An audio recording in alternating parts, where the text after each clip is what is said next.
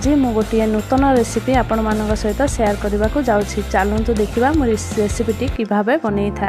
ये 16-17टी कखारु फूल को भल भाव धोई छोट कर काटी नहीं कसी कसी कखारु साग 7-8टी पत्र को नहीं ताकू धोई छोट छोट कर काटी नहीं कढ़ई रे अध चामच धला सोरिष 1 चामच कला जीरा दे यह भल भाव भाजी नेबी।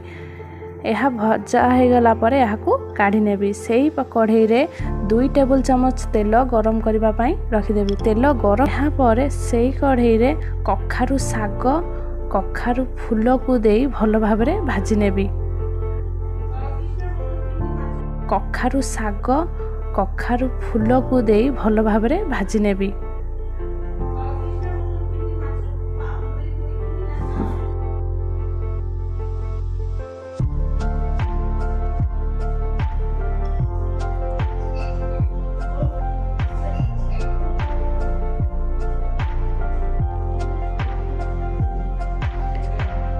फूल और सागरु पानी बाहर तेणु जे पर्यंत संपूर्ण पानी न मरी जाइए से पर्यंत मु साग और फूल को भल भाव गैस को सिम करी भाजी नेबी। एठी साग फूल भजा हो जाइए काढ़ी नेबी।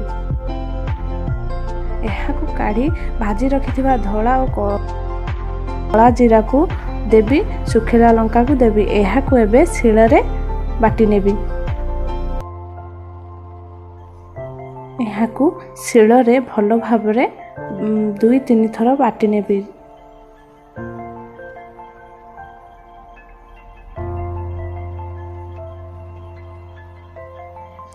यह गरम भात सहित खाइबा पाई बहुत भल लगी था। आपण माने निहाती एटा को घरे ट्राए करिवे। किपरि हैला मते कमेंट रे निश्चिंत जणैबे। आशा करूची भिडियोटी आपण मानकु भल लागिबो।